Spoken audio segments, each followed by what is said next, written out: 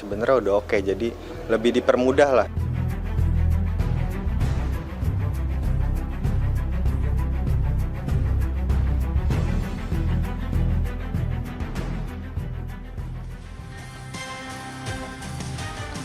Selamat malam. Pelayanan kesehatan adalah hak dasar setiap warga negara. Namun di tengah berbagai klaim kemajuan sektor kesehatan, masyarakat masih menghadapi kenyataan yang berbeda di lapangan. Seperti jumlah dokter spesialis yang tidak merata di semua daerah, antrian panjang rumah sakit, sampai mahalnya biaya pengobatan. Sementara di sisi lain, industri kesehatan terus berkembang menjadi sektor bisnis bernilai besar. Apa yang sebenarnya terjadi dengan sistem layanan kesehatan di Indonesia? Selengkapnya kita bahas dalam Merah Putih Paradoks Indonesia untuk Anda.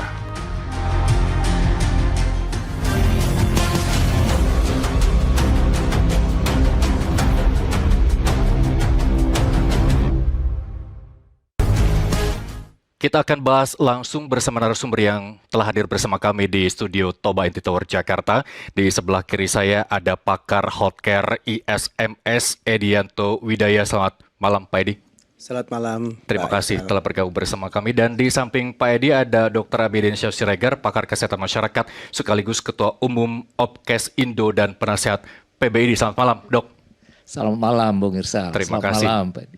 Baik, terima kasih telah bergabung bersama kami. Dan melalui sambungan Zoom ada Dr. Supriyanto SPB MKes, Direktur Utama RSUP Nasional Dr. Cipto Mangunkusumo, Jakarta. Selamat malam, Dr. Supriyanto. Selamat malam, Ya, Mas. terima kasih telah bergabung bersama kami di Merah Putih. Baik, sebelum kita berbincang lebih lanjut, kita simak dulu tanggapan masyarakat berikut ini untuk Anda.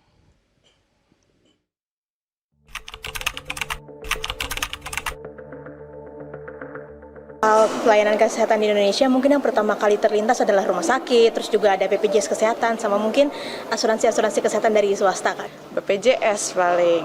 Kalau buat layanan yang oleh negeri gitu atau layanan dari negara yang gratis dari pemerintah kayak BPJS, menurut aku sebenarnya sudah mudah, tapi banyak orang-orang yang belum mengetahui skema detailnya untuk berobat itu bagaimana. Lebih ke situ sih. Jadi kayak sosialisasi terkait skema cara berobat, skema vaskes gitu-gitu menurut aku harus lebih digemborkan lagi untuk diberitahu kepada masyarakat. Ya sebenarnya kalau dibanding dulu ya, sebenarnya udah lebih meningkat sih daripada dulu gitu. Akses kesehatan tuh lebih mudah dijangkau karena ada BPJS, seperti itu sih. Cuman memang ada beberapa kondisi yang sebenarnya masih belum memfasilitasi semua kalangan ya. Kayak misalnya ada salah satu teman saya itu terkena kanker gitu dan memakai layanan BPJS. Itu bahkan nggak bisa lama untuk dirawatnya. Ketika seminggu udah dirawat itu dia nggak bisa untuk bertahan gitu, bahkan harus jadi balik ke rumah, dan padahal ternyata kondisinya belum sepenuhnya baik gitu, seperti itu sih.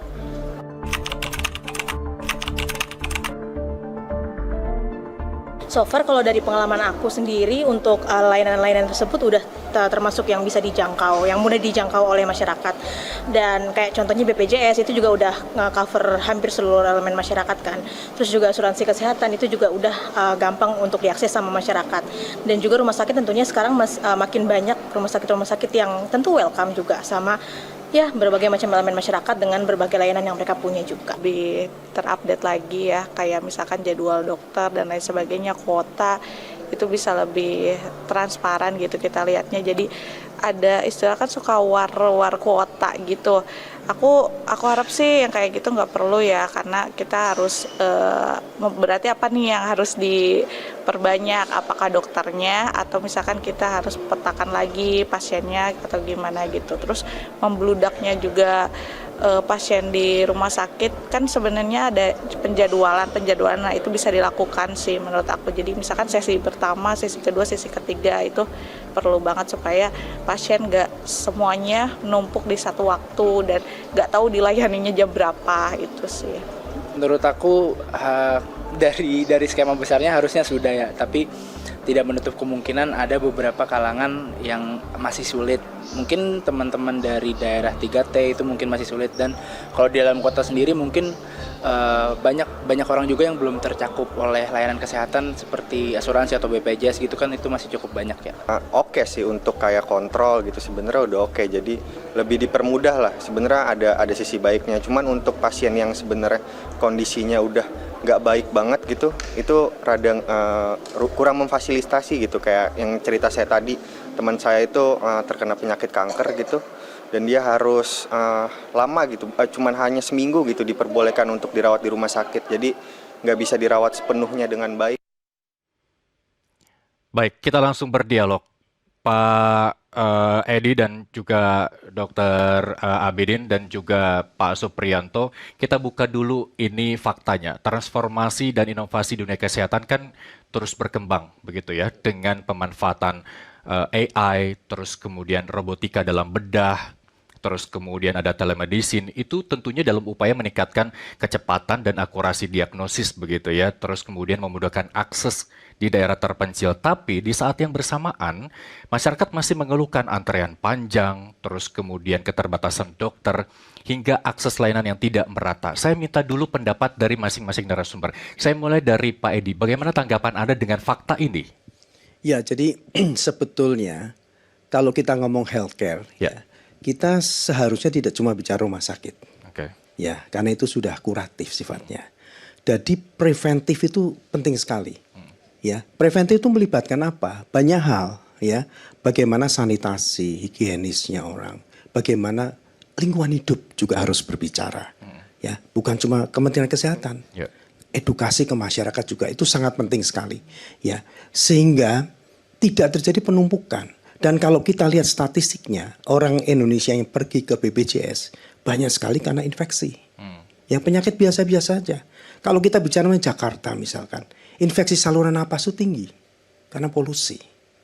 Nah, gimana itu lingkungan hidup? Ya, dan di beberapa daerah juga demikian, daerah industri dan sebagainya yang tidak terkelola dengan baik. Itu mesti dibenahi. Jadi bukan cuma tugas dari seorang Menteri Kesehatan. Secara holistik kita harus benahin semua sehingga kemudian angka sakit itu turun. Preventif itu penting sekali. Ya, ada beberapa hal ya, misalkan dengan yang model BPJS kapitasi misalkan, itu kan satu klinik kecil ditugaskan untuk mengelola berapa puluh ribu orang. Ya, kalau dia sampai ada wabah ataupun jebol dia. Ya. Karena itulah mereka dengan Padahal senang udah ada hati, pelajarannya ketika pandemi lalu ya. ya dengan senang hati mereka turun mendidik masyarakat. Ya, bagaimana buang sampah, tidak Oke. ini dan itu dan seterusnya. Oke. Jadi itu masalahnya bukan sederhana masalah kesehatan. Oke. Kalau terjadi penumpukan, ya bisa terjadi Oke. karena itu. Berarti dari kacamata Pak Edi lebih ke arah bagaimana kemudian menjaga masyarakat Indonesia ini tetap sehat. Bukan hanya mengandalkan fasilitas layanan kesehatan saja untuk menangani mereka yang sakit begitu ya. Ya, kita bicara Baik. ekosistem. Oke, Ya. baik, nanti kita akan lanjutkan lebih dalam. Kalau menurut Dr. Abidin sendiri, dengan fakta ini, apa tanggapan Anda? Ya, terima kasih Bung Irsal. Saya melihat ini related dengan forum ini ya, paradoks. Ya. Ya. Kesannya itu bahwa kita melihat kenyataan pembangunan kesehatan itu sebenarnya sudah sangat melesat ya. Oke. Kalau dalam bahasa, sedikit saya gunakan bahasa Inggris, mohon maaf. Katanya gini, more medicine, jadi banyak obat dan alat yang sudah ditemukan, tapi less wellness. Tapi kok kondisinya nggak baik gitu. Itu tadi keluhan itu, ini paradoksnya. Ya. Tapi juga kita lihat, more expert, but more problem. Paradoksnya di situ juga gitu. Artinya harusnya apa yang disampaikan oleh publik ini barang paling berharga dalam menata sistem kesehatan yang disampaikan tadi itu. Persoalannya bukan di hilir, tapi seperti apa di hulu. Paradoksnya di sana. Oke, tapi kalau menurut Anda, kan perkembangan teknologi ini kan niscaya begitu. Bagaimana kemudian dengan infrastrukturnya, Ya. tenaga kesehatannya Benar. untuk menghadapi cepatnya perubahan teknologi? Harus cepat. Kenapa? Karena Indonesia ini punya kekhususan yang berbeda dengan negara lain. Kita itu negeri kepulauan dengan 17.504 pulau yang jumlah tenaga kesehatannya itu hanya ngumpul di kota besar. Nah, kemudian PR-nya bagaimana memeratakan tenaga kesehatan yang memang berkumpul di kota besar. Kita akan bahas nanti, Dok. Betul. Saya mau ke Pak Suprianto. Pak Suprianto, bagaimana Anda menanggapi kondisi ini? Kalau tadi Pak Edi mengatakan bahwa bagaimana menjaga masyarakat tetap sehat agar tidak melulu ke rumah sakit yang akan kemudian menjadi beban begitu. Fakta ini Anda tanggapi seperti apa? Ya, terima kasih. Dari tanggapan Pak Edi dan kemudian juga Dr. Abidin, para senior saya, jadi dikatakan bahwa iya memang betul bukan tanggung jawab Menteri Kesehatan semata. Dan kemudian juga disampaikan tadi itu bahwa pembangunan kesehatan ini dari sisi sarana prasarana dan SDM sudah sedemikian meluasnya, tetapi masih juga terjadi sesuatu yang belum maksimal, belum sesuai tujuan, sehingga sampai ada kemudian acara yang dengan judul yang sangat mencolok itu, yaitu paradoks kesehatan itu. Ya memang paradoks gitu.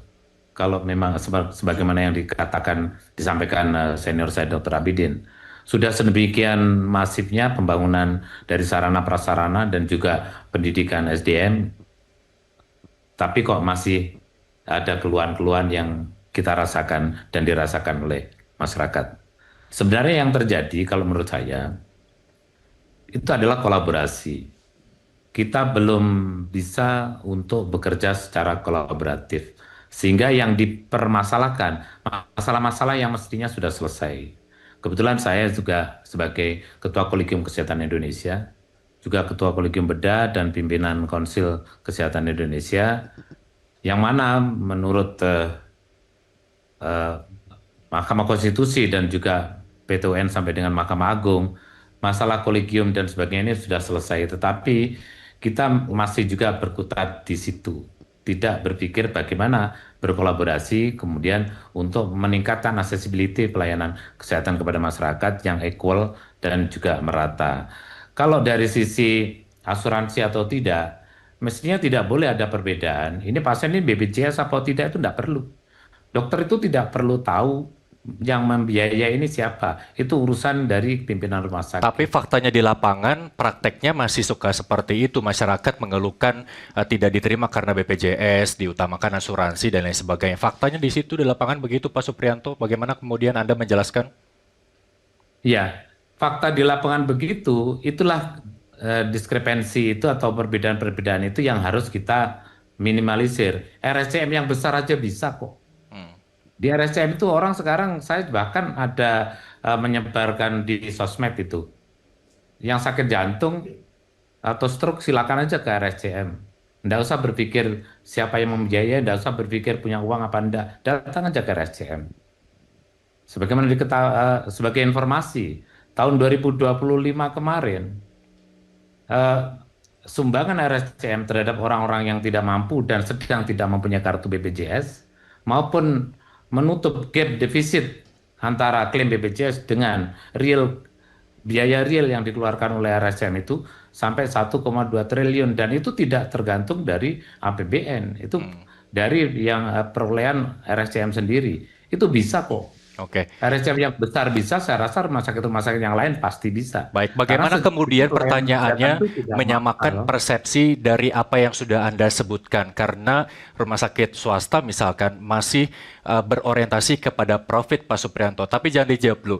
Saya mau ke Dr. Abidin lagi. Kalau tadi Pak Suprianto mengatakan bahwa sarana dan prasarana di daerah sebenarnya sudah memadai begitu ya. Menurut data ada 11.000 lebih unit kesehatan, 9.000 lebih diantaranya puskesmas dan 2.000 lebih diantaranya rumah sakit. Kemudian bagaimana layanan kesehatan itu masih sulit diperoleh oleh masyarakat terutama yang ada di desa? Iya, jadi yang dimaksud dengan pelayanan kesehatan itu bukan hanya tersedianya dalam daftar pelayanan, tapi perlu ada orang yang melakukan, alat yang digunakan, dan obat yang disediakan. Oke. Nah, itu harus kita akui bersama bahwa khususnya dalam hal ketenagaan, itu kita masih disebut dalam wilayah yang cukup berat, yang namanya maldistribusi tenaga kesehatan.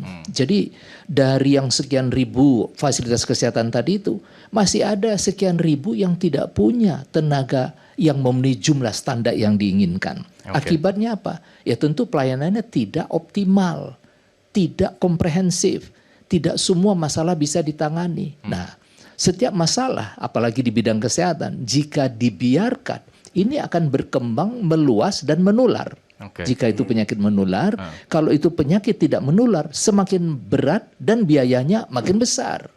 Oke. Nah, Kalau tentu banyak ini anggapan diperhitungkan. masyarakat bahwa kita tidak kekurangan dokter, tapi kalau faktanya menurut Anda tadi di daerah juga kekurangan tenaga kesehatan, Iya. lalu kendalanya apa untuk menciptakan tenaga-tenaga kesehatan yang memang bisa disalurkan ke daerah sehingga pemerataan layanan kesehatan itu terwujud begitu? Ya, disinilah barangkali penyelesaian ini tidak bisa oleh Menteri Kesehatan sendiri ya. Ini Oke. harus lintas sektor, Baik. Bappenas terlibat, Mendagri terlibat, Kementerian Keuangan terlibat. Kenapa? Karena dokter yang dianggap cukup itu baru hanya di kota besar. Tetapi di desa itu masih sangat amat kekurangan. Oke. Sangat amat kekurangan. Apalagi di daerah yang disebut oleh tadi masyarakat kita, DTPK, Ya. daerah tertinggal jauh dan perbatasan. Itu bisa saja tidak ada tenaga kesehatannya, apalagi dokter. Kasihan banget kan masyarakatnya. Padahal hak orang di Jakarta dengan hak orang di daerah pinggir Indonesia itu sama haknya. Sama seperti yang dikatakan oleh Pak Prianto tadi, Direktur bahwa semua punya hak, semua harusnya mendapat pelayanan, tidak perlu tanya biaya. Harusnya begitu. Yang jadi masalah siapa yang melayani? Kontradisinya ada di Oke, sini. saya perjelas lagi, Dr. Abidin. Kita karena kekurangan tenaga kesehatannya real, orangnya nggak ada, atau anggapan masyarakat yang selama ini tenaga kesehatannya di Jakarta tidak mau disebar ke daerah gitu. Nah, mana yang benar, Pak Dr. Abidin? Itu juga benar. Hmm. Kenapa? Karena di sisi lain, contoh misalnya, lulusan dokter setahun itu sampai 12.000 orang. Oke. Perawat itu sampai 60.000. Pertanyaannya kok kurang ke daerah terpencil? Iya. Jadi problem kita di mana? Di sistem. Seperti apa negara menata kelola ini supaya nggak repot itu Menteri Kesehatan, tidak repot itu pemerintah daerah. Karena tidak ada yang bisa dia lakukan kecuali negara mengatur seperti, izin Pak Edi ya, zaman kita dulu. Zaman kita dulu tamat ada perjanjian bersedia ditempatkan di seluruh wilayah Indonesia. Nah, kondisinya ketika kemarin P3K ada pembukaan begitu ya, Ya. ketika dia tahu akan ditempatkan di daerah terpencil, dia memutuskan untuk tidak lanjut. Nah itu bagaimana bisa? Karena kalau zaman kami jika itu tidak dia penuhi, semua hak yang akan kami dapatkan hilang. Termasuk Oke. untuk pendidikan, untuk menjadi pegawai negeri, putus. Oke. Tapi fakta itu ada. Apa sih ketakutan mereka-mereka yang base-nya di Jakarta untuk menolak pindah keluar, gajinya kecil, Pak Edi? Ya, jadi sebenarnya begini ya. Kita ngomong wajar secara Ya. manusia Ya. ya, manusiawi ya. Kalau dipaksa, itu kan hak asasi juga dia. Dia berhak menolak dong. Oke. Ngerti ya? Tapi kan itu diatur dalam undang-undang. Kan? Ya undang-undangnya nggak wajar Ya. juga gitu ya. Sebetulnya yang paling bagus adalah sistem remunerasinya diberesin. Itu yang paling penting. Jadi kalau kita kerja di oil company aja misalkan ya, kalau dia di tempat sulit dia ada tunjangan sulit, ya. Dan saya kira ini sudah dimulai ya. Pak Prabowo waktu itu sudah mengatakan bahwa kalau di daerah terpencil Pak, kasih 30 juta kalau nggak salah. Itu salah satu solusi sehingga orang itu mau ke sana. Tapi ada satu masalah lagi Pak, yaitu gini Pak Irsal. Ada beberapa dokter spesialis ya yang ditempatin di daerah, tapi daerahnya nggak siap. Contohnya misalkan dokter kardiologi intervensi. Ya, oke udah sekolah capek-capek di tempat daerah, di sana nggak ada cath lab. Bayangkan kalau setelah sekian lama dia tidak praktek dengan cath lab, let's say 10 tahun, 5 tahun, sudah lupa ya. Nah, itu mikirnya harus secara holistik ya. Artinya bukan cuma masalah remunerasi, tapi penyediaan peralatan sehingga dia memungkinkan untuk berkarya dengan baik. Kenyataan demikian kan. Nah, tapi sekarang saya agak puji ya dengan Menteri Kesehatan. dia membangun di daerah pinggiran RSUD baru, ya bangun banyak sekali, ya tidak bertemu di Jakarta, ya mungkin tidak mensupport lagi RSCM saya kira, karena sudah bisa mandiri, Dr. Supriyanto kata, tapi daerah-daerah RSUD, ya, nah RSUD sendiri, ini saya orang manajemen ya, ngelola BPJS itu problem juga, kalau Dr. Supriyanto enak gitu ya. Karena mungkin ada subsidi silang dengan Kencana saya kira ya. Kenapa? Saya nggak tahu. Problemnya kenapa? Itu harus manage karena kalau kita bicara dengan very low price ya, itu cuma satu jawabannya, mesti efisien. Oke. Nah, tenaga manajemen itu apakah sudah mampu? Ya, kekurangan kita dengan dibangunnya banyak sekali rumah sakit, middle manager. Kita kurang sekali middle manager. Bagaimana seorang manajer itu harus bisa mengelola, ya misalkan obat itu ya jangan dilepas semua obat ya dengan pabrik tertentu. Kita harus pilih satu, kemudian kita bicara quantity discount sehingga harganya lebih murah dan lebih profit. Jujur banyak sekali rumah sakit yang melayani BPJS baik swasta maupun pemerintah punya yang rugi karena tidak bisa manage. Nah ini diperlukan orang-orang yang mengerti. Dan cilakanya karena pertumbuhan rumah sakit itu cepat sekali, kita nggak siap. Ya, lulusan Mars berapa? Rumah sakit berapa banyak gitu loh. Nah ini yang menjadi persoalan-persoalan ini mesti dibenahin. Tapi saya kira 5-10 tahun lagi akan bisa kekejar. Kaget aja ini ya. Dr. Abidin ya. Dengan fakta yang Anda sebutkan itu ketika tenaga kesehatan di setiap rumah sakit harus bekerja secara profesional, humanis begitu ya. Nah ini juga terbentur dengan tuntutan mereka untuk berorientasi kepada profit. Takutnya efisiensi itu menurunkan kualitas pelayanan, itu yang ditakutkan. Apakah itu juga menjadi tantangan tersendiri bagi rumah sakit dalam mengelola itu? Sebetulnya sih enggak. Ya, itu tidak ada. Jadi kemampuan dia benar-benar mengefisienkan betul-betul apa yang sudah ada, barang-barang sudah ada. Ya tadi salah satunya misalkan obat yang negosiasi dengan supplier ya. Satu supplier aja. Misal antibiotik kan macam-macam ya pabriknya. Pilih aja salah satu, negosiasi habis-habisan atau mungkin kemudian dikelola secara nasional. Ya, pokoknya sekian, ya harga sekian masuk ke semua. Atau per kabupaten, provinsi itu bisa dilakukan sebetulnya. Sehingga dengan demikian obat itu salah satu komponen yang penting juga menjadi jangan sampai obatnya tinggi yang dikorbankan pendapatan dokter. Nah, atau apakah itu berkurang. kemudian nanti persaingan akan menjadi tidak sehat? Produsen obat yang murah yang akan selalu dipakai di Indonesia, sedangkan mereka yang tahu kualitasnya bagus dan harganya lumayan itu tidak dipakai. Saya kira sebetulnya bukan obat murah itu jelek ya. Kan untuk BPJS kan banyak generik ya. Saya kira generik itu terkontrol juga ya. Saya kira hampir sama semua ya Dr. Abidin ya. Jadi itu nggak menjadi persoalan sebetulnya. Lebih banyak ke manajemennya lah. Cara bagaimana dia manage pasien dan sebagainya. Baik. Saya mau ke Pak Supriyanto lagi. Pak Supriyanto, ini resiko rumah sakit terutama di RSCM besar ya. Karena kita tahu bahwa RSCM selalu menjadi rujukan utama pasien-pasien di daerah yang tidak memiliki cukup layanan di rumah sakitnya begitu. Apa kemudian tantangannya dengan kondisi ini? Iya, saya setuju dengan yang disampaikan para senior, terutama Pak tadi Dr. Edianto bahwa efisiensi yang paling penting. Jadi efisiensi di bidang kesehatan itu artinya bukan menurunkan kualitas. Efisiensi itu artinya mengembalikan para klinisi agar bisa berpraktek sebagai good clinician. Jadi tidak akan ada good clinician kalau tidak ada korporasinya itu terawat, terlayani, termanage dengan baik.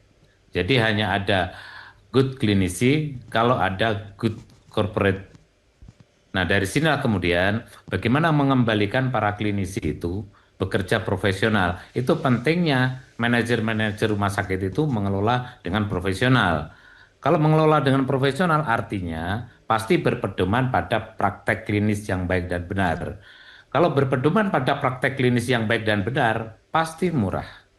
Tidak mahal pasti. Jadi misalnya generik. Saya itu sudah menerapkan obat generik 10 tahun sejak BPJS pertama di rumah sakit yang pernah saya kelola dulu, rumah sakit tipe A di Tulungagung itu. Itu Selama 10 tahun saya pakai generik, tidak ada obat paten sama sekali. Tidak ada masalah, juga tidak ada problem apa-apa.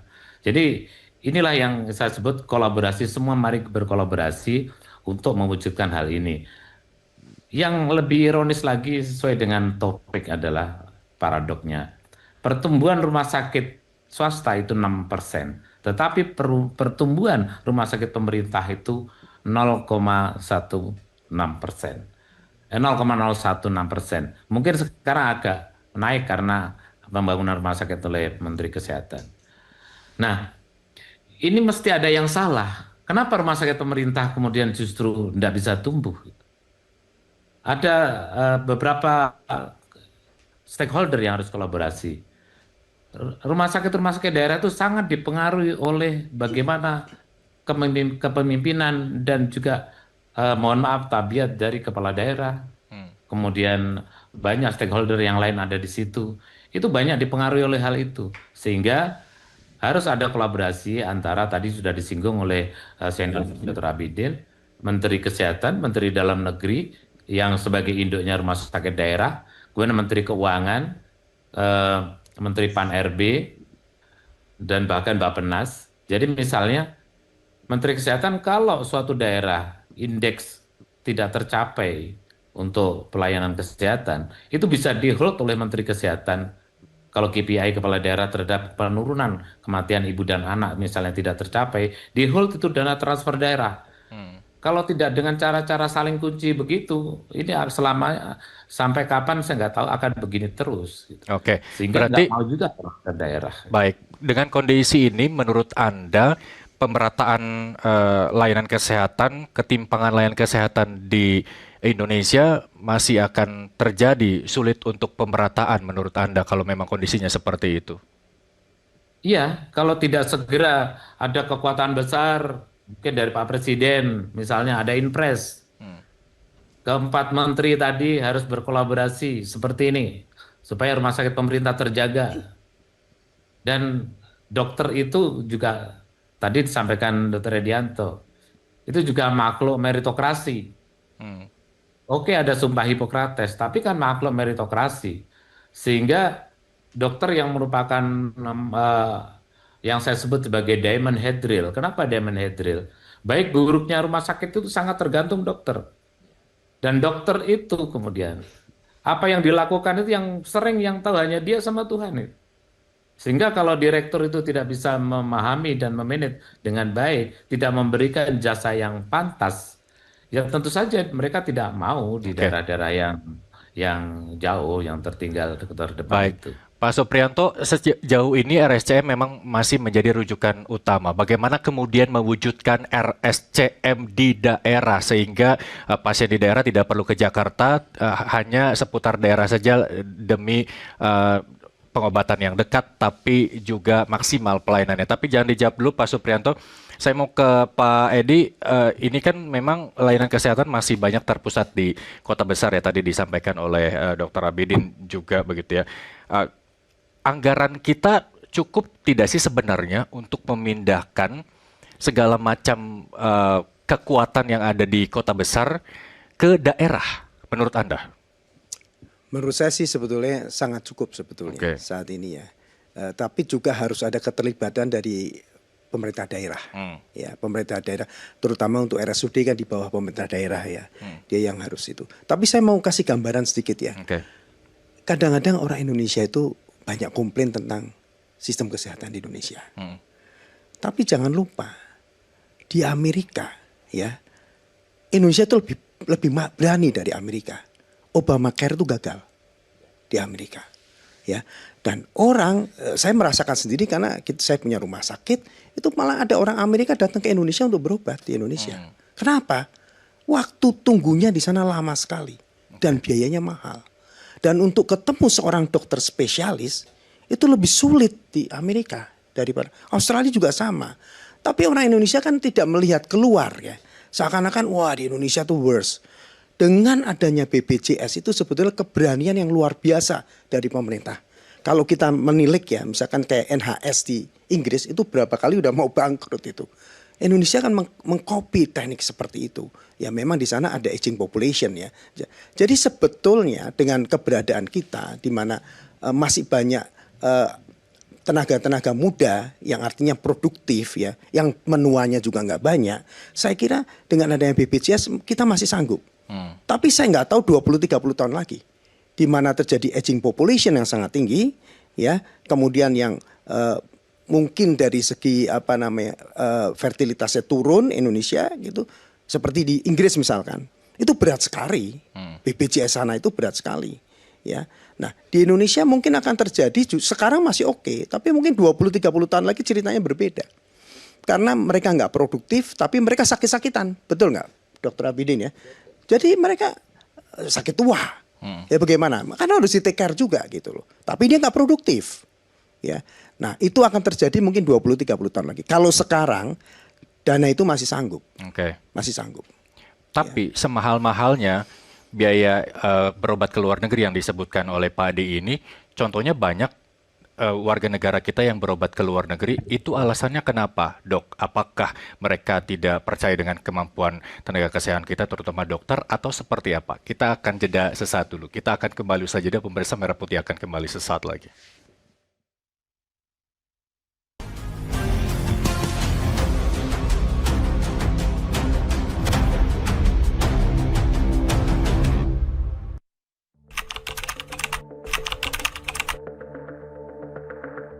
Kalau dari aku sendiri so far udah memenuhi ya ada kriteria dari kualitas pelayanan dari institusi atau tempat kesehatan tersebut. Cuman mungkin kalau dari segi masyarakat aku masih sering banget melihat review dari orang-orang kalau mereka kadang mendapatkan pelayanan yang masih kurang enak gitu, kayak contohnya di puskesmas atau di rumah sakit negeri, bahkan ketika mereka pakai layanan BPJS itu masih suka dijudesin sama petugas-petugas atau mungkin perawat di sana gitu sih. Jadi mungkin dari segi pelayanannya yang masih harus diimprove gitu.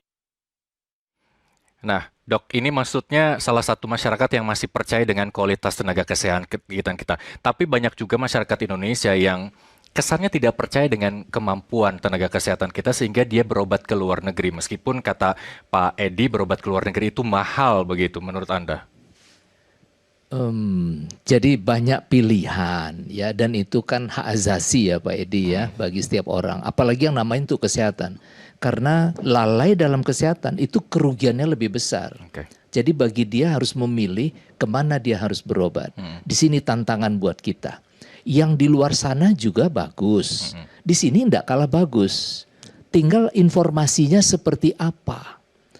Ya kadang-kadang kita melihat sebuah rumah sakit itu kan hanya sepintas begitu. Kita lihat begitu ramai orang. Begitu kita perhatikan, loh ini dari pagi kok belum bergerak, masih di situ orang. Sampai sore lo masih di situ misalnya. Tetapi ini adalah sebuah kenyataan ya bahwa angka kesakitan kita memang tinggi. Ini salah satu paradoks kita. Saya senang sekali ketika Pak Edi berbicara penguatan preventif promotif. Karena bagaimanapun dalam berbagai studi dikatakan bahwa masalah kesehatan terbesar itu 50% dipengaruhi oleh lingkungan. 30% oleh perilaku, sayanya, akunya. Sisanya 20% itu genetik yang nggak bisa diubah. Kalau orang tua diabetes, keluarga anak diabetes. 10% lagi apa? Fasilitas kesehatan. Jadi ketika orang menggantungkan diri pada fasilitas kesehatan, itu hanya 10%. Daya perbaikannya.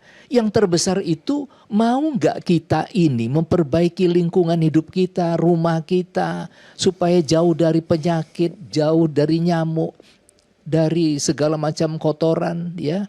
Dan kemudian maaf, tidak ada asap rokok di rumah, ya kan? Mau merokok boleh, tapi di luar. Tapi tidak ada asap rokok di rumah. Terus apa lagi? Menggunakan air bersih. Terus perilaku. Bagaimana kita menghargai diri kita? Sekenal apa kita dengan diri kita? Ketika mata kita merah, ada apa? Ketika telinga kita panas, ada apa? Ketika tenggorokan kita gatal, ada apa? Pertanyaan-pertanyaan itu harus mencerdaskan kita. Mungkin itu bagi masyarakat di atas garis kemiskinan agak peduli, aware begitu ya, ketika ada satu hal yang aneh dalam diri. Tapi bagaimana kemudian dengan mereka-mereka masyarakat yang tinggal di desa 3T begitu ya, Iya. di bawah garis kemiskinan.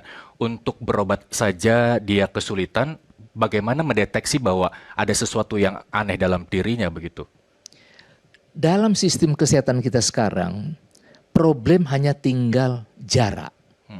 Seluruh fasilitas itu sudah menyediakan pelayanan kesehatan yang komprehensif, kecuali kekurangan tenaga pada beberapa tempat. Tapi semua pelayanan sudah tersedia.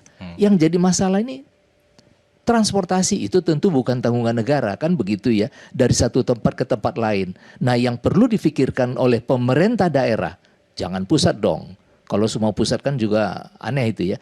Gubernur, bupati, wali kota itu memikirkan apakah masyarakatnya itu sudah punya akses yang dekat dengan pelayanan kesehatan. Kalau sudah dekat, tinggal petugas turun memberikan promosi kesehatan dan itu otomatis angka kesehatan akan meningkat, penyakit akan menurun. Oke, sayang sekali tapi beberapa daerah telat mendeteksi masyarakatnya yang butuh kesehatan. Seperti beberapa hari lalu seorang siswa sekolah menengah kejuruan yang kakinya infeksi karena sepatu kekecilan dibiarkan hingga meninggal dunia. Kondisi ini yang masih menjadi PR bahwa tanggung jawab daerah dipertanyakan.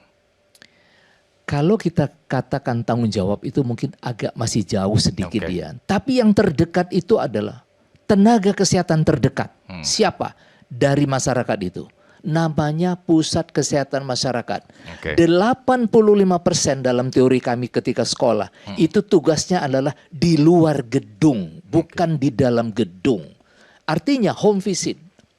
Jalan dari rumah ke rumah sehingga ditemukan itu sepatu. Ditemukan anak itu sebelum terjadi.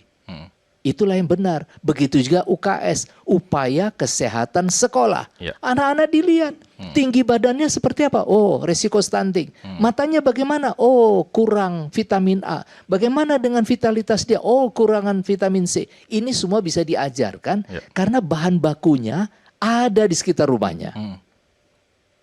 Situ poinnya. Oke, berarti PR-nya hak kesehatan masyarakat miskin di sini belum terjamin.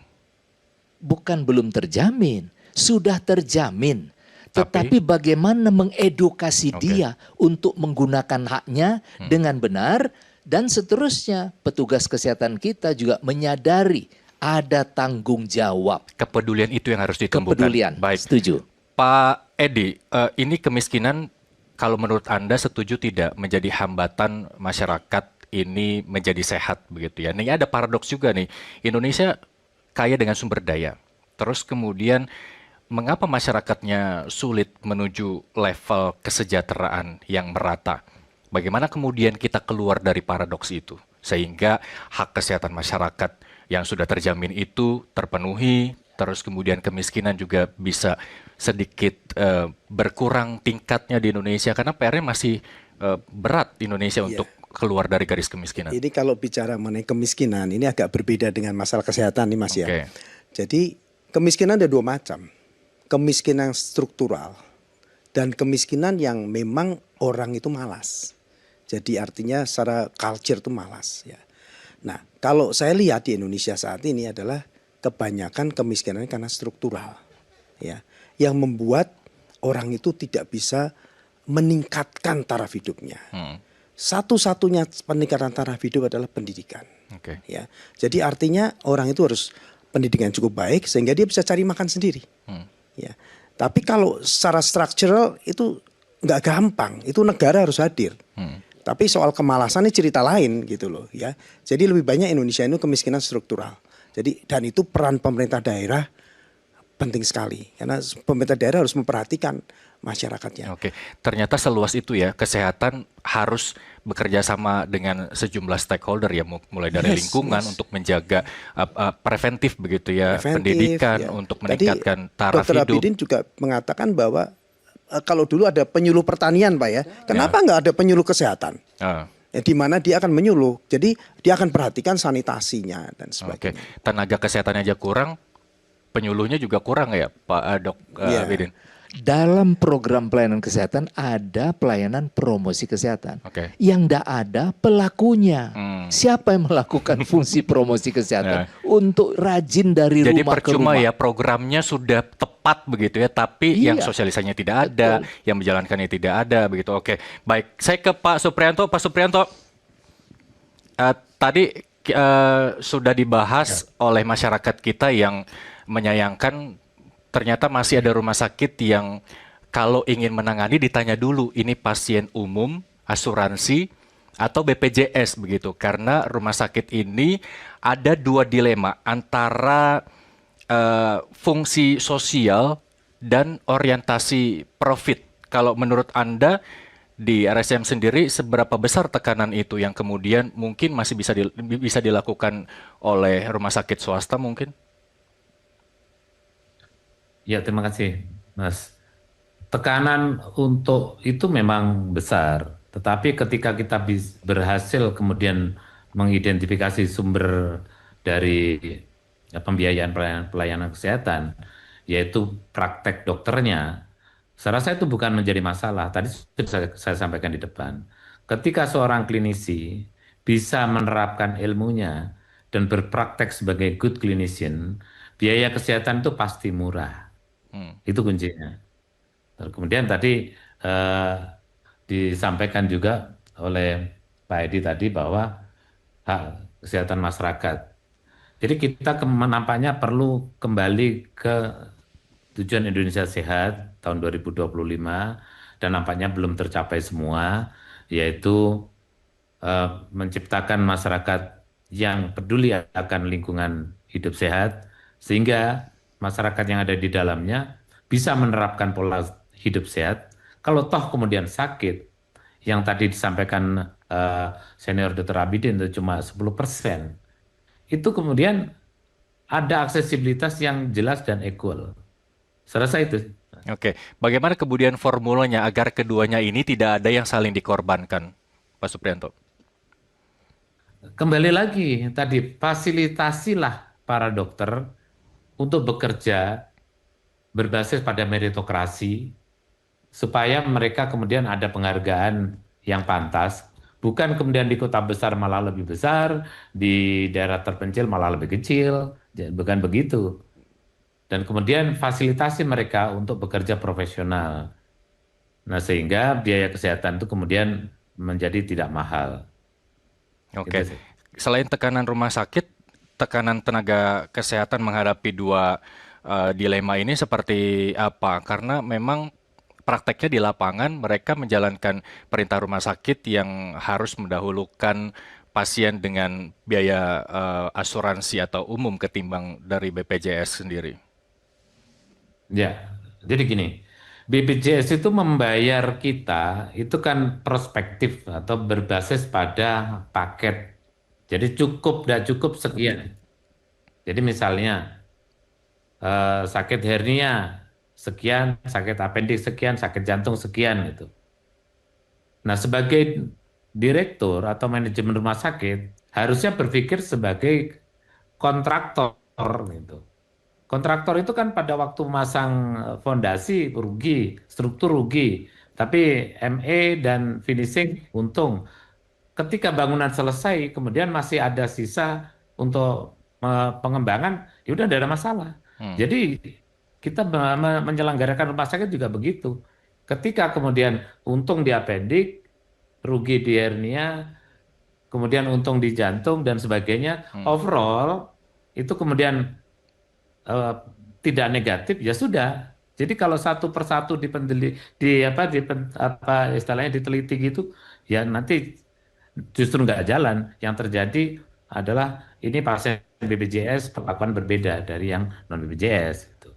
Oke. Saya rasa itu sangat-sangat mungkin diterapkan. Baik. Dan saya Tapi untuk sudah mengubah persepsi masyarakat terhadap rumah sakit yang masih mengandalkan sistem itu, bagaimana menurut Anda? Masih cukup waktu nggak untuk mengubah persepsi bahwa saya tidak mau berobat di rumah sakit itu karena saya pasien BPJS selalu di nomor 2-kan ketimbang pasien dengan asuransi dan biaya umum?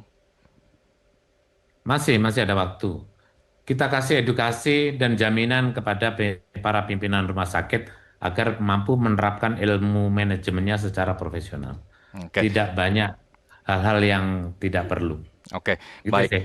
PR-nya Pak Edi, menurut Anda bagaimana kemudian menciptakan sistem kesehatan yang sehat secara humanis dan juga secara bisnis? Oke, ini pertanyaan bagus sekali ini.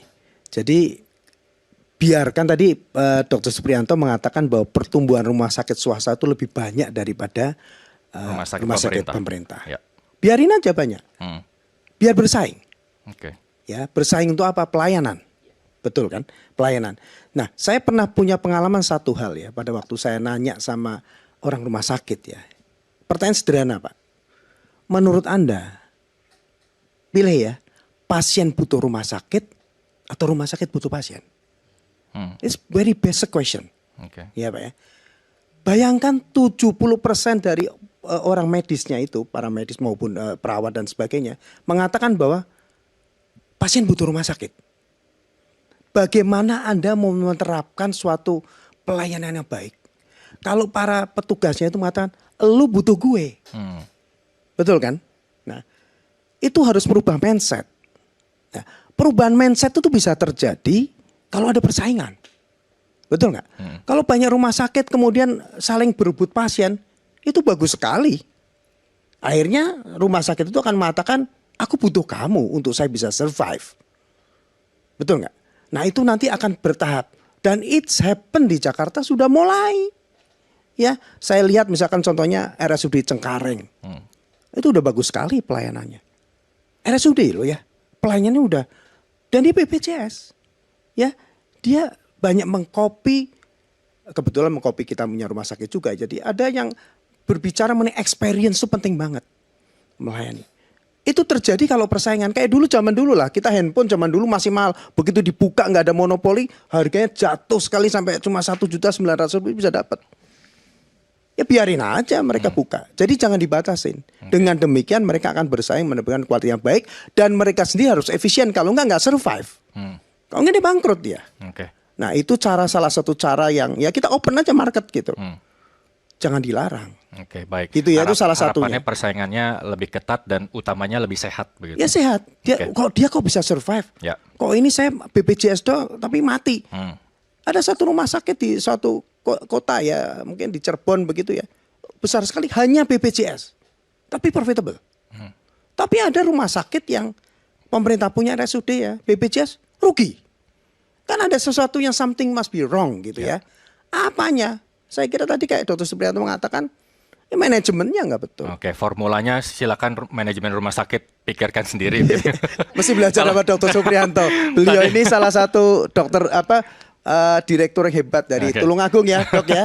Bisa dibawa sama Pak Menteri ke Jakarta. Oh, beresin Jakarta. Dengan nada optimistis tadi Pak Supriyanto, masih ada waktu untuk mengubah persepsi masyarakat terhadap rumah sakit yang menomorduakan pasien dengan pembiayaan BPJS. Kalau menurut Anda, sudah perlukah tata kelola rumah sakit ini direformasi? Dan kemudian bagaimana kemudian sistem pembiayaan kesehatannya ke depan? Apakah juga perlu ada reformasi agar persepsi publik tadi bisa berubah gitu? Dimanapun mereka berobat, tidak ada menomorduakan pasien dengan pembiayaan BPJS.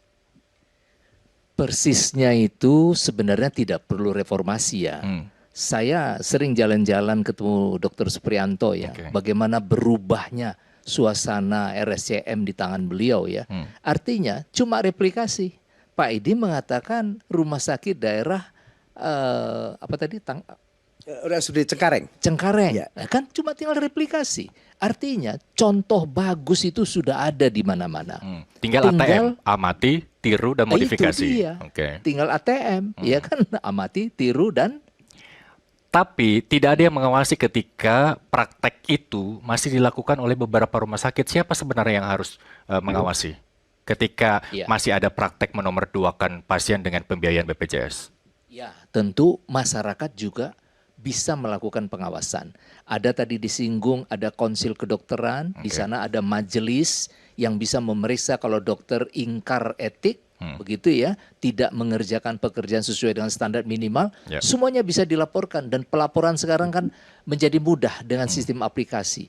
Dokter juga tidak ingin melakukan kesalahan karena dokter itu bergantung pada pasiennya, tidak akan mau dia rusak citra dirinya.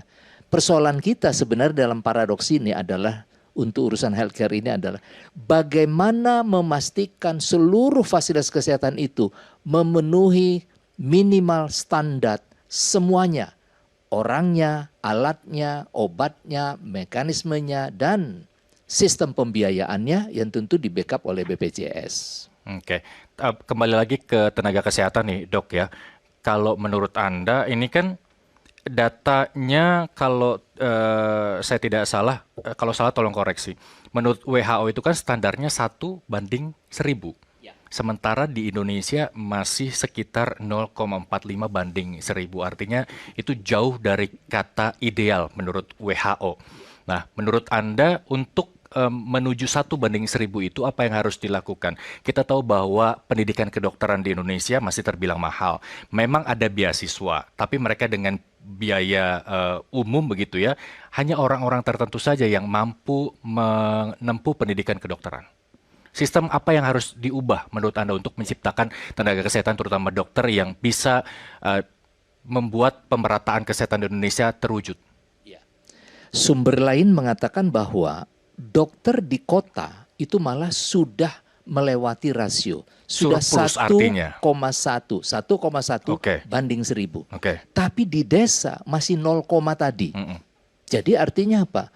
Persoalan kita masih kekurangan. Pertanyaannya, kurangkah atau? Nah, berapa kurangnya? Misalnya puskesmas sekarang tidak punya dokter sekitar 1000 ke 2000. Tapi lulusan ada 12.000. Jadi masalahnya adalah bagaimana mentata kelola distribusi penempatan tenaga kesehatan. Bukan pada kekurangannya. Bukan. Kekurangan untuk mencapai rasio itu pun tidak bisa kita buat seperti cara menghitung orang di dalam negara tanah atau land. Ya, ini negara kepulauan. Artinya tempat tertentu rasionya bisa berubah, tetapi fungsinya efektif. Mengapa? Karena bisa dia jangkau. Tapi pada tempat tertentu penduduknya tidak banyak, tapi tidak bisa dengan satu dokter dan satu puskesmas karena wilayahnya yang sangat luas, bahkan sebagian harus menyeberang laut misalnya atau selat. Tidak bisa. Jadi memang desain Indonesia itu unik, tetapi bahwa komitmen pengaturan tenaga jangan maldistribusi ini tugas pokok yang sangat penting. Nah, ini 1,1-nya ini saya yakin mereka-mereka yang di daerah pendidikannya di kota besar dan berkarir di kota besar tanpa ada rasa ingin berkontribusi di daerahnya. Itu mungkin yang menyebabkan 1,1:1000 itu tadi. Nah, ini PR-nya mendistribusikan 1,1 ini ke daerah yang masih 0, sekian. Gimana Pak Edi? Bung Irsal, tadi Pak Edi sudah mengatakan tidak membandingkan di masa lalu ya, tapi kebetulan ada hal yang baik di masa lalu. Ada yang namanya kompensasi dari biaya hidup untuk daerah kesulitan yang menjadi tanggungan daerah. Hari ini banyak daerah kok kayak pura-pura enggak tahu ada tugas. Yang namanya dokter itu kerjanya ngurusin rakyatnya. Ya pikirin dong para dokter kita kesejahteraannya begitu. Nah, itu bisa terwujud kesejahteraan dokter ini merata ke sejumlah daerah. Ya saya kira sih itu political will ya dari pemerintah daerah terutama. Kan itu konstituen mereka juga ya. Kalau rakyatnya yang di daerahnya happy gitu, senang kesehatan, maka dia kepilih lagi gitu loh. Kasih jempol. Iya, kasih jempol 10 gitu ya. Tapi memang betul harusnya oke lah, mungkin dia dapat gaji standar, remunerasi standar. Tapi bisa aja pemerintah daerah memberikan tambahan insentif kepada tenaga medis ya. Di mana ya itu akan membantu. Saya kira ada banyak kota, kabupaten maupun provinsi sudah melakukan demikian. Ada. Nah ini perlu dicontoh oleh semua. Tadi Pak Supriyanto bilang Kementerian Dalam Negeri juga mesti harus ikut terlibat ini kan di bawah Kementerian Dalam Negeri, gimana cara insentif gitu. Ujung-ujungnya ya nggak sana sini Pak. Bapak hidup disuruh kerja sosial terus sementara punya anak istri, mau nggak? Betul nggak? Kebutuhan kawin, punya anak, anak masih sekolah, sementara Makan. pendapatannya nggak cukup. Ya. Orang mikir lah. Hmm. Jadi jangan dipaksa untuk itu. Memang ada sumpah dokter. Ya tapi kita manusia juga ya, Dok ya. Butuh makan. Ya butuh makan. Masa anaknya secara ya kayak gitulah Ya, semacam oke. itu. Baik. Manusiawi sekali itu meritokrasi tadi. Ya, oke. Selain healthcare, kita juga akan dihadapkan dengan health tech ya, dengan perkembangan teknologi. Nanti juga saya akan tanya Pak Supriyanto bagaimana kemudian tenaga kesehatan kita mampu mengoperasikan perkembangan teknologi di dunia medis, ataukah juga akan ada kekhawatiran tenaga-tenaga kesehatan yang akan tergantikan dengan AI begitu ya. Kita akan bahas usai jeda. Pemirsa Merah Putih akan kembali sesaat lagi.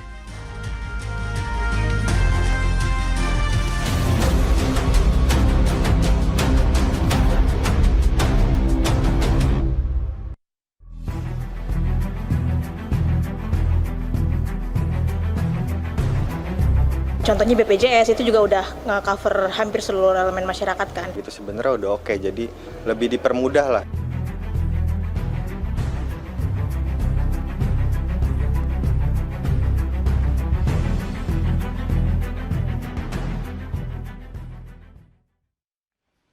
Ada kembali bersama kami di Merah Putih, masih kita bahas terkait paradok healthcare di Indonesia.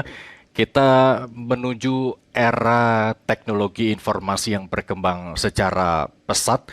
Saya mau ke Pak Supriyanto. Pak Supriyanto, bagaimana kemudian rumah sakit terutama RSCM begitu ya untuk menghadapi perkembangan teknologi seperti AI, semua tugas dokter bisa tergantikan, semua tugas pengadministrasian juga bisa tergantikan. Yang menjadi kekhawatiran adalah beberapa profesi, beberapa jabatan di rumah sakit ini rentan tergantikan dengan teknologi. Bagaimana Anda menyongsong teknologi ke depan?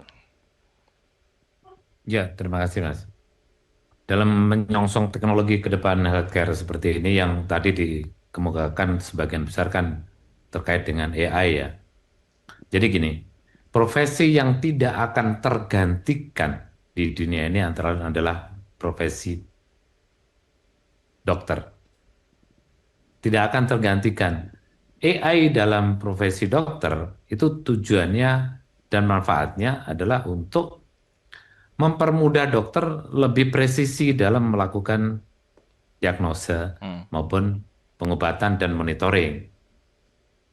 Nah, itulah yang di bidang kedokteran. Nah, kemudian bagaimana mengenai perkembangan healthcare teknologi atau iptek dok ini di Indonesia gitu.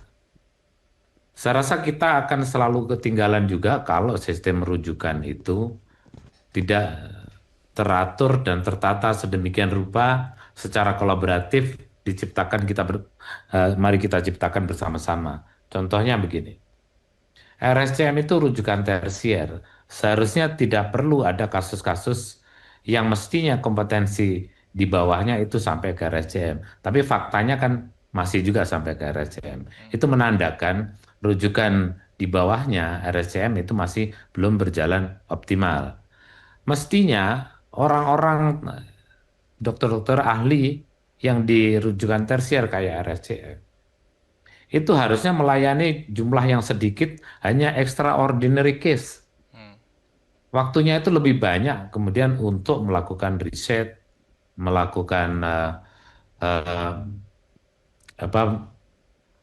penelitian-penelitian, baik itu genetik maupun penelitian-penelitian klinis, menulis jurnal, mengembangkan iptek dok. Sejago-jagonya seorang insinyur teknologi bidang elektronik misalnya, tidak akan mungkin bisa menciptakan kalau tidak berkolaborasi dengan seorang dokter ahli. Sehingga kita selalu menjadi follower kalau kita tidak segera mengambil sikap dalam hal ini. Kemudian bagaimana kalau dokter-dokter di rumah sakit tersier itu melayani pasien yang sedikit gitu? Ya bisa saja mungkin kita pikirkan dokter-dokter yang di pelayanan tersier yang kasus-kasus sulit kita bayar fixed salary. Nah hal-hal inilah yang kira-kira saya rasa perlu kita pikirkan bersama. Nah, yang menjadi PR juga bagaimana kemudian kesiapan tenaga kesehatan kita untuk menggunakan alat-alat yang memang sudah lebih canggih ke depan begitu. Kan harus Ya, kalau kemajuan mengenai teknologi kesiapan, harus saya diiringi rasa- dengan kecakapan manusianya juga, Pak Supriyanto. Ya, ya, jadi secanggih-canggihnya alat, misalnya robotik operasi itu tanpa dokternya juga nggak bisa. Oh, Robotik operasi itu hanya membantu dokter operasi lebih presisi dan kemudian minim sayatan sehingga lebih cepat sembuh, lebih cepat pulang, lebih produktif lagi gitu. ya. Nah, eh, untuk selain itu nggak ada. Jadi Oke. gitu kira-kira. Oke, baik.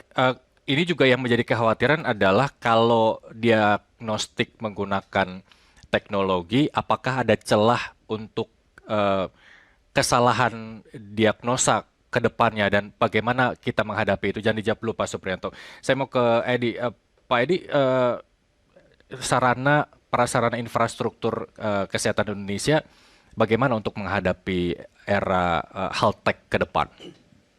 Health tech itu macam-macam. Kalau dikatakan tadi mengenai AI, saya beritahu gini, AI itu banyak sekali yang mengembangkan. Ya. Tapi satu yang paling penting adalah validasinya. Ya, jadi contohnya misalkan untuk image, ya, dia berapa puluh ribu atau ratusan ribu yang tervalidasi. Misalkan dibaca image yang begini oleh radiologi sama CT scan misalkan, kemudian hasilnya ternyata begini, satu. Hasilnya ternyata begini, dua. Mereka mengumpulkan semua image. Jadi ada orang datang ke rumah sakit kita mengatakan bahwa saya mau bikin AI ini untuk bisa membantu untuk radiologi. Pertanyaannya saya selalu katakan berapa banyak yang you udah validasi. Kalau cuma 100 nggak ada gunanya. Ngerti ya? Itu satu ya. Jadi banyak sekali. Nah AI sendiri itu ada pedang bermata dua. Masyarakat sekarang kita ini sangat kenal banget dengan ChatGPT. Itu sebenarnya bahaya. Dia taruh semua hasil lab ke situ, keluar semua termasuk obatnya apa.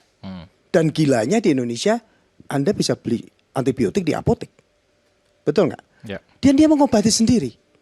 Itu yang kemudian menjadi worse. Dan itu problem itu bukan cuma di Indonesia, sebenarnya di Amerika juga muncul seperti itu. Ya. Nah, kebetulan rumah sakit kami juga menggunakan AI untuk diagnostik. Tapi untuk apa? Untuk membantu dokter, mungkin ada sedikit lupa atau apa, sebetulnya adalah untuk membuat suatu standarisasi yang sama. Ya, jadi kalau ada ini dan seterusnya. Dan ini mengingatkan, tetapi tetap keputusan akhir adalah di dokter. Nah, dan yang paling penting, rumah sakit yang akan menerapkan AI itu, dia harus tahu betul AI itu tervalidasi. Ya, banyak sekali AI itu terus terang. Ya, untuk image, untuk ini, untuk radiologi, untuk dan masing-masing banyak sekali. Ya, itu yang mesti benar-benar hati-hati lah dalam hal ini. Cuma yang kita khawatirkan ChatGPT itu. Itu benar-benar sekarang di Indonesia udah terjadi, bukan yang nggak terjadi. Orang mengobati diri sendiri, dok. Tinggal beli obat aja. Ya, itulah kenyataannya. Dan bukan cuma di Indonesia sebetulnya. Oke. Bahkan saya dengar ChatGPT akhirnya akan di-ban di Amerika karena banyak orang yang menggunakan itu untuk mengobati diri sendiri. Oke, baik. Dok Abidin, kita tahu bahwa masih ada obat yang kita ketergantungan dengan global, terus kemudian alat juga masih ada yang ketergantungan dengan global. Bagaimana mewujudkan kemandirian kesehatan Indonesia agar tidak bergantung dengan hal itu yang memang rentan sekali terpengaruh dengan kondisi geopolitik yang kita tahu bahwa tidak menentu dengan perang Amerika Serikat dan juga Iran? Ya, ini paradoks global namanya. Ya, tidak lagi paradoks Indonesia, tapi dampaknya di Indonesia. Ya. Masalahnya di sana, tapi problemnya bisa di sini, Ya. gitu ya. Kita tahu bahwa 94% bahan baku obat itu masih import. 70% alat-alat kedokteran yang digunakan di rumah sakit itu masih import. Oke. Kalau masih import, problem kita itu adalah ketersediaan yang bergantung pada kelancaran transportasi ketibaan barang di Indonesia. Satu. Kedua, belum lagi harga pajak obat dan alat yang tadi yang tinggi di Indonesia. Artinya, selain harga akan makin tinggi, barang makin langka, ya otomatis pelayanan terganggu. Artinya orang sakit akan dalam posisi rentan hari ini kalau tidak mendapatkan pelayanan optimal.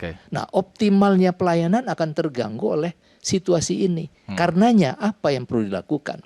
Kalau bicara kemandirian, ya makna kata mandiri itu betul-betul di breakdown. Bisa melakukan sendiri dan harus membuat sendiri. Dan ini harus dimulai dari sekarang. Jangan sampai setelah semuanya serba 100%, ternyata buatan luar. Repot kita. Baik. Terakhir saya mau ke Pak Supriyanto. Pak Supriyanto, di waktu yang kita terbatas ini, secara singkat, jelas dan padat saja, apa kemudian tantangan rumah sakit ke depan dengan kondisi yang kita hadapi nanti, entah itu AI, terus apa yang sudah kita bahas ke depannya seperti apa? Secara singkat saja. Ya, tantangan terbesar adalah sulitnya para manajer rumah sakit untuk menerapkan ilmunya agar bisa profesional, sehingga memfasilitasi para klinisi untuk bekerja secara profesional. Karena kalau tidak, ini akan berbahaya. Mengingat apa? Pertambahan usia harapan hidup dimulai dari preventif promotif yang mempunyai peran 50% terhadap derajat kesehatan, sampai dengan kuratif yang kira-kira 10% itu. Itu usia peningkatan, setiap 10% usia peningkatan harapan hidup, itu memberikan pertumbuhan ekonomi 3,9%. Sehingga saya rasa sangat sulit dicapai pertumbuhan ekonomi lebih dari 2 digit kalau sistem pelayanan kesehatan tidak segera kita benahi dengan menjamin agar para profesional manajemen rumah sakit mampu menerapkan ilmunya secara profesional dan memfasilitasi para klinisi untuk bekerja profesional dengan jasa yang proporsional. Kira-kira itu. Baik. Pak Edi, bagaimana kemudian menjaga ketahanan kesehatan Indonesia ke depan dengan kondisi geopolitik yang tidak menentu dan masih tidak jelas ini, secara singkat saja? Ya, artinya tadi saya sepakat dengan Pak Dr. Supriyanto juga bahwa kita harus banyak mengembangkan tenaga-tenaga manajemen di rumah sakit. Itu nomor 1. Karena itu kuncinya di situ, yang akan membantu para klinisi untuk memanage rumah sakit itu menjadi sehat. Ya. Terus yang kedua adalah, nah ini tugas dari pemerintah tentunya, bagaimana membuat obat itu menjadi murah, ya, dan availabilitasnya. Banyak sekali kita menghadapi misalkan obat-obat kanker misalkan itu nggak available di Indonesia, ya. Dan bagaimana kita melakukan suatu negosiasi secara bulk, ya, pemerintah dengan pihak dari vendor. Ya, tentu itu penting sekali karena ini sekarang penyakit kanker itu menjadi beban loh itu. Ya, mesti diobatin dan seterusnya. Tapi kalau kemudian dilepas begitu saja beli satu-satu dengan pemerintah yang melakukan deal, ya, bulk deal dengan obat itu, tentu akan menurunkan biaya secara keseluruhan.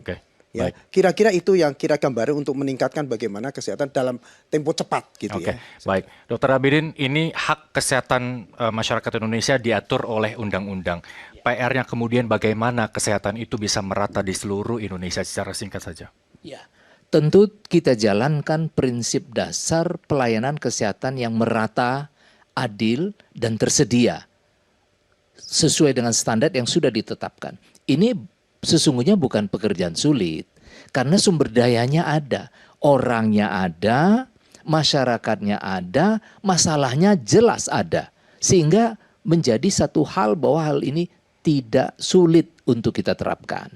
Apalagi tadi Pak Edi mengatakan kita mulai terbuka, melihat pasar yang bisa kita optimalkan. Dari mana kita bisa dapatkan dengan biaya murah dan dapat menjangkau pelayanan kepada seluruh rakyat Indonesia. Baik, terima kasih Dr. Abidin, terima kasih Sama-sama. Pak Dianto, terima kasih Pak Supriyanto telah bergabung bersama kami di Merah Putih. Harapannya Indonesia ke depan akan semakin sehat, ditunjang dengan tenaga kesehatan yang tidak kalah mumpuni oleh tenaga kesehatan luar, sehingga masyarakat tetap mengandalkan pelayanan rumah sakit di Indonesia ketimbang di luar, begitu ya. Terima kasih Bapak-bapak dan pemirsa, demikian Paradoks Indonesia Merah Putih, saya Muhammad Irsal, pamit terima kasih dan sampai jumpa. Salam sehat.